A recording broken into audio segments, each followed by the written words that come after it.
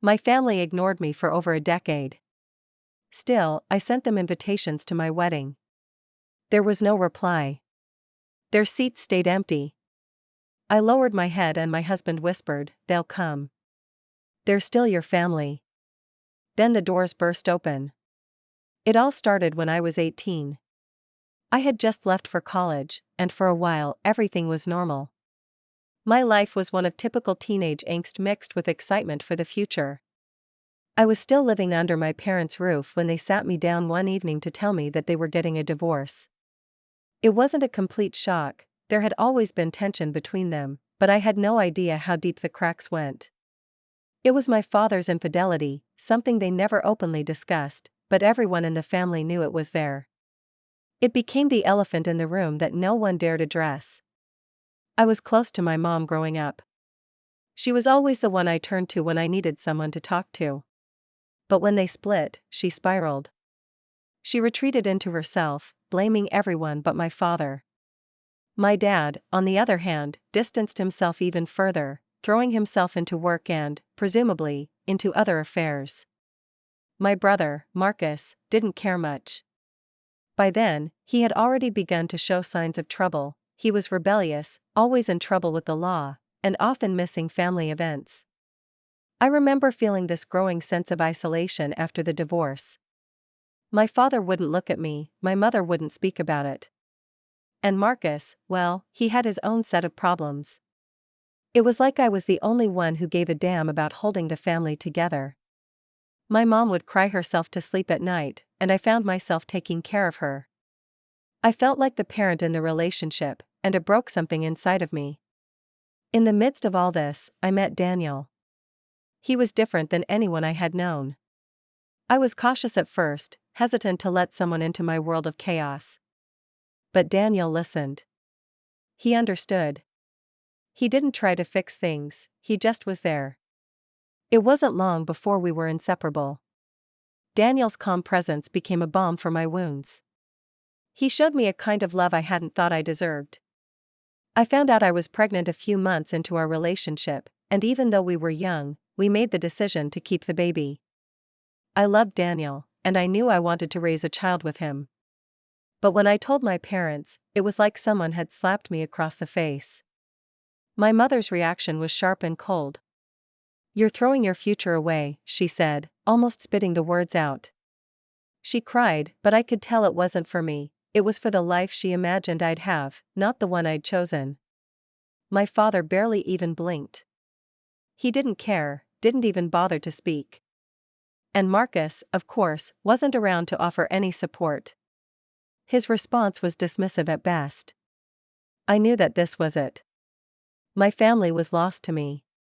But I refused to give up on Daniel and our child. I held on to the small hope that, in time, things might get better. Maybe my parents would come around. Maybe Marcus would grow up. But months passed, and there was no word from them. No phone calls, no texts, no birthday cards for Leo when he was born. It was like I didn't exist in their world anymore. The years slipped by. I moved into a little apartment with Daniel, and we slowly built a life. Things weren't easy, but we had each other, and that was enough. But through it all, there was this empty space in my heart where my family used to be. I couldn't make sense of how they could just forget about me. And every holiday, every birthday, every milestone with Leo, I still sent invitations. I tried to reach out. I kept hoping they would show up, but every time, their seats stayed empty. When Daniel and I decided to get married, I knew I had to invite them. I didn't know why, but I did. It was like this last desperate attempt to see if they still cared.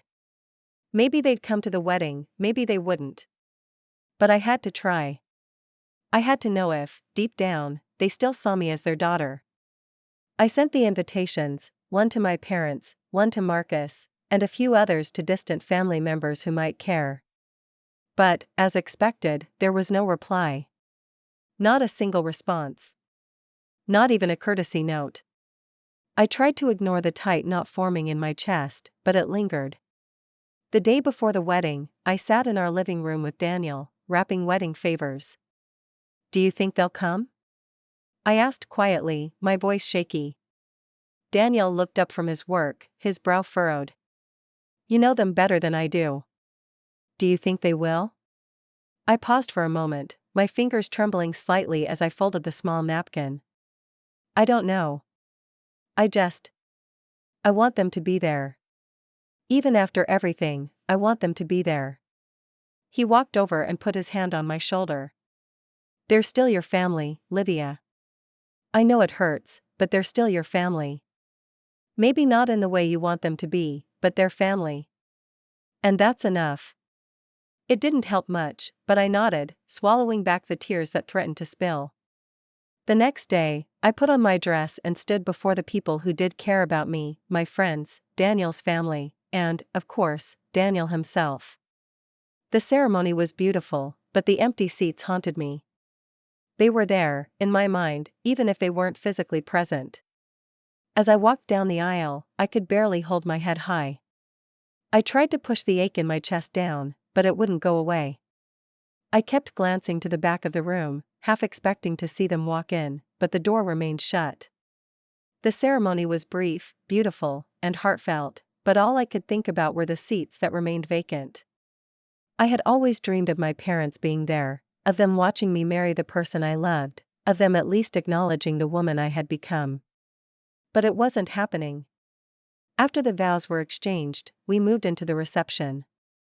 I tried to smile, to laugh, but it felt forced.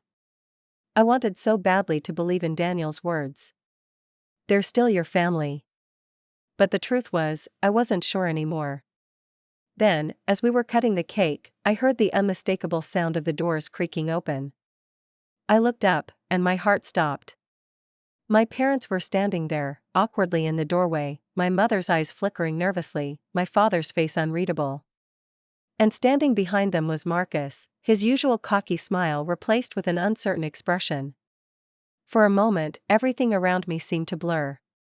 Time seemed to slow, and I stood frozen. This wasn't what I expected. This wasn't how I thought it would go. But they were here. Against all odds, they were here. I barely even knew what to say.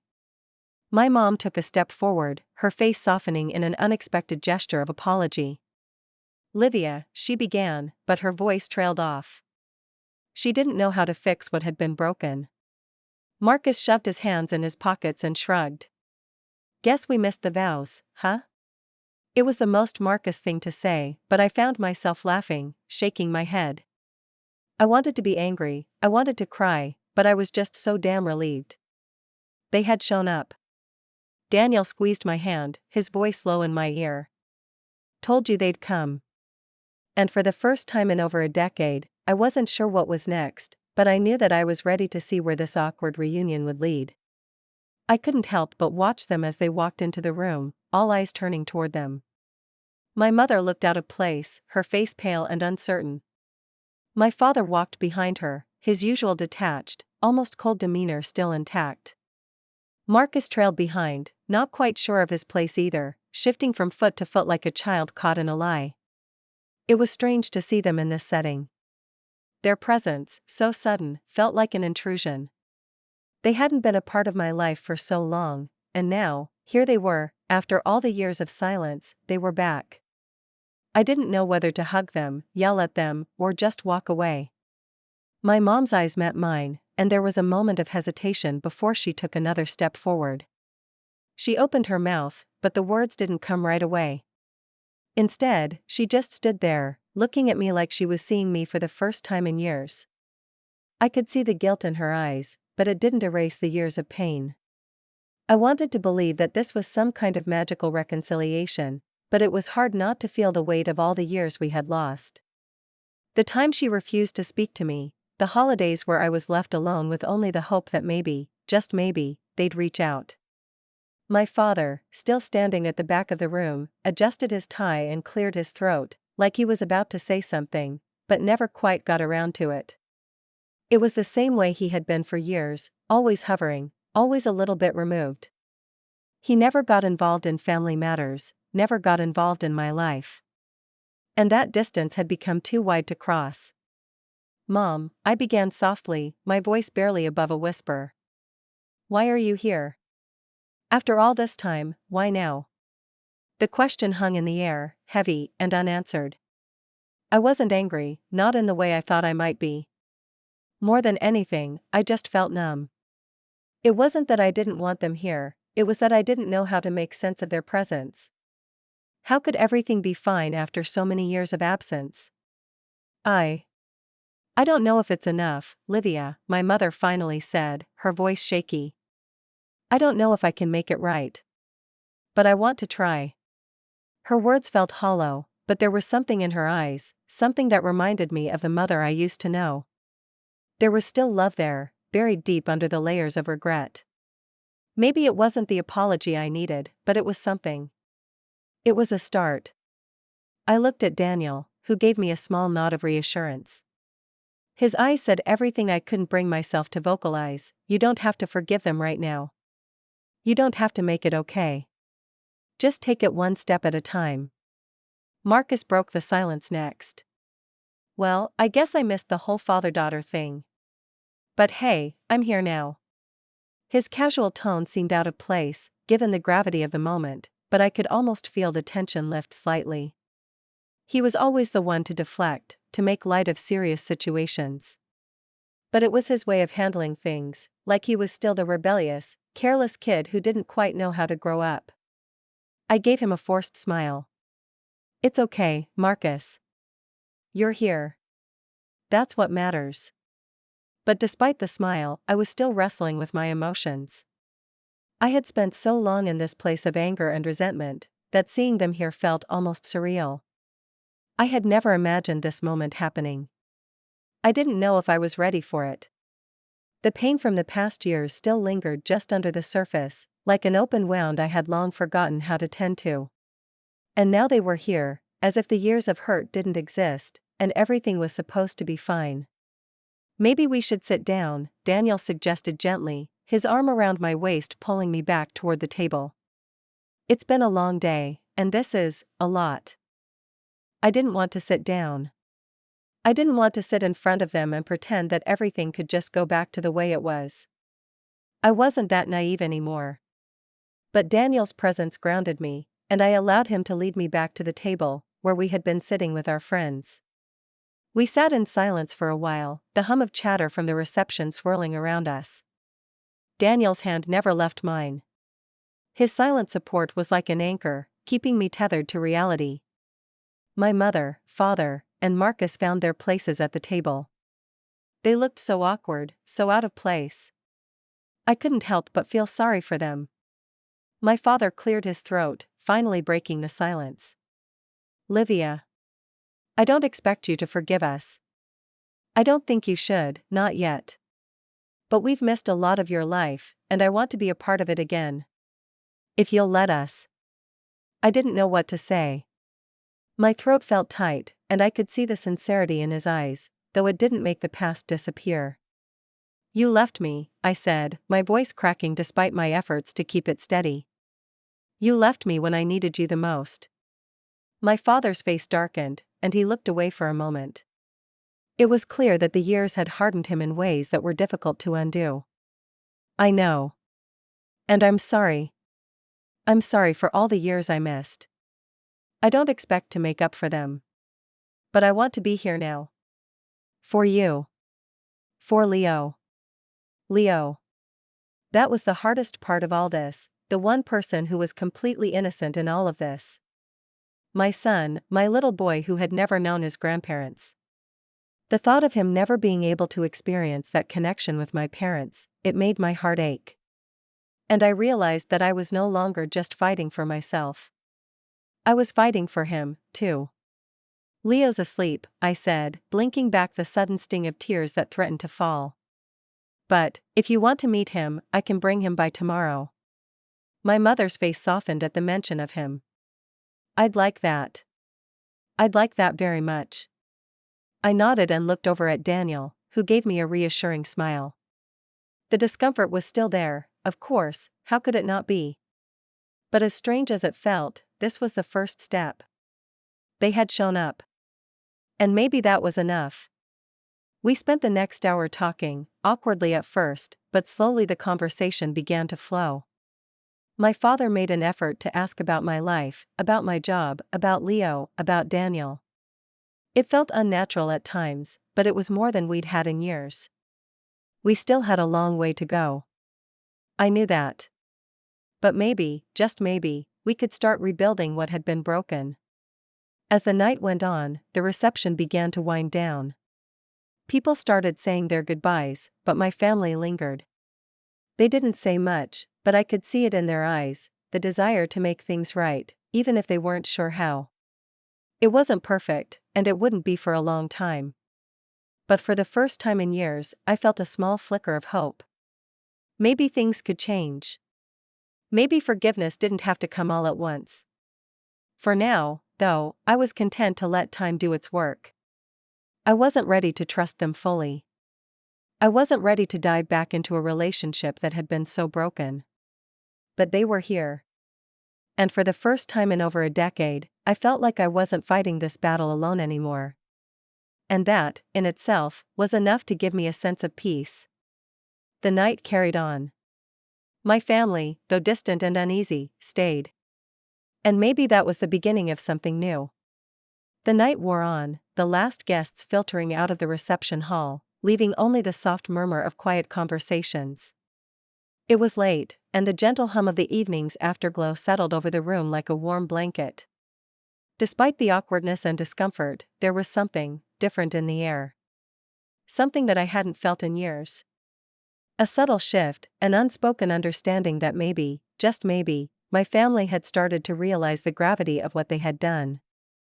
The conversation between me and my parents was still strained, but my mother, especially, seemed to be making an effort. She kept asking about Leo, about our life. There were moments when she would look at me with a kind of sadness in her eyes, as though mourning the time lost, but there was no apology, no concrete change. It was all vague, well-meaning gestures, but they felt hollow. As we stood near the exit, saying our goodbyes, my father stepped closer. His gaze was softer than I had ever seen it before, and though I couldn't entirely shake the distance between us, a small part of me hoped that this would lead somewhere. That somehow, there could be healing. "You built something good here," he said, his voice quieter than usual. "You've become someone I didn't expect. I never saw it, Livia. But I'm proud of you." The words should have meant more. They should have carried the weight of the years we had lost, but instead, they felt like empty platitudes, another attempt at making things right without truly confronting the damage. But I nodded anyway, even if I didn't quite believe him. And that's when it happened. My mother, who had been standing silently beside him, suddenly took a step forward. Her eyes locked on mine. There was hesitation, but also a kind of resolve I hadn't seen in her before. I could sense she was choosing her words carefully, as if calculating the value of what she was about to say. "I'm sorry," she whispered, her voice thick with emotion. "For everything. I should have been there for you. For Leo. For Daniel. And I wasn't. I know that's not enough, but I hope, in time, you can see I'm trying." I stared at her, my mind racing.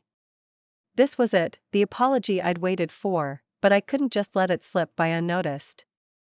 It wasn't enough to hear her say the words, I needed to know if she truly understood the weight of what had happened. I needed more than a quick apology to smooth things over. "Why now?"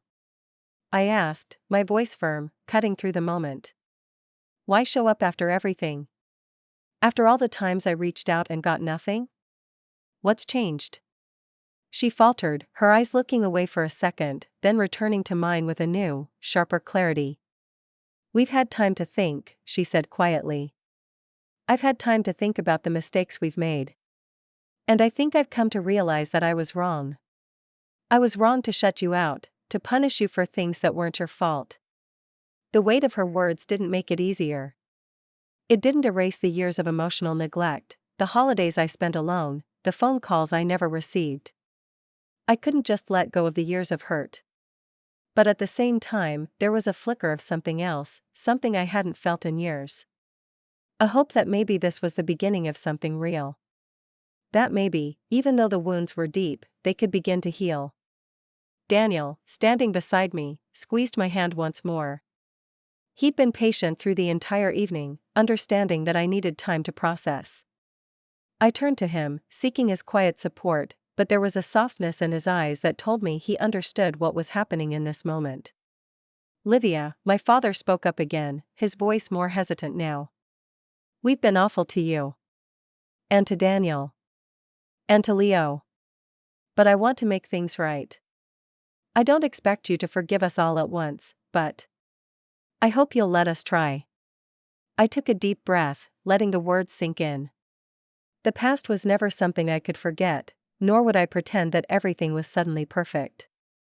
But maybe, just maybe, there was room for something better than the void I had been living in. I didn't need them to be perfect. I didn't even need them to be everything I had always hoped for. But I could allow them a place in my life, a chance to try. And that was the key, a chance. I'm not sure if I can forgive you right now, I said softly, trying to steady my voice, but I'll give you the chance to prove you want to be in our lives. If you're willing to fight for it, maybe we can start over. Slowly.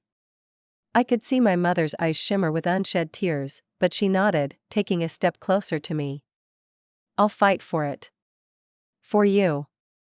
For Leo. And I meant it. Maybe we could start over. But only if they proved themselves. I wasn't going to let the years of hurt be swept under the rug with a few words. It wasn't just about showing up, it was about making amends and putting in the work to rebuild what had been torn apart. But I also knew that the real power lay with me. It wasn't about forgiving them right away, or blindly accepting their return. It was about holding the cards now. I had been the one to fight for so long, to make something of my life without them. I had lived without their approval, without their presence. I had built my own family, my own happiness, without them. And now, if they wanted to be part of it, they would have to earn it. As the final guests left, the room felt different. The noise quieted down, but the silence didn't feel oppressive. It felt like a new beginning. Daniel and I stood by the exit as my parents made their way toward the door. They paused just before leaving. My mother turned back to me, looking me over one last time, like she was memorizing the woman I had become. I'll keep trying, Livia, she said quietly. I promise. I know, I replied. But don't expect me to forget what happened. And don't expect everything to be okay just because you showed up. I'm not going to make it easy for you. My father gave me a solemn nod, as if acknowledging the weight of what I said. And with that, they left, back into their own lives, with a promise to do better. It wasn't an instant fix. It wasn't a grand reconciliation. But for the first time in years, I didn't feel the sting of their abandonment. I had found a balance. I had found my voice again. And that was enough. As Daniel and I stood there, watching the final moments of our wedding day unfold, he kissed me on the forehead. You're stronger than you realize, he whispered. I smiled, pulling him closer. I'm not just stronger. I'm finally free. And with that, the doors of the hall closed behind us. A chapter had ended, but a new one had begun. The power was in my hands now. And I wasn't going to let anyone, not even my family, take that away from me again.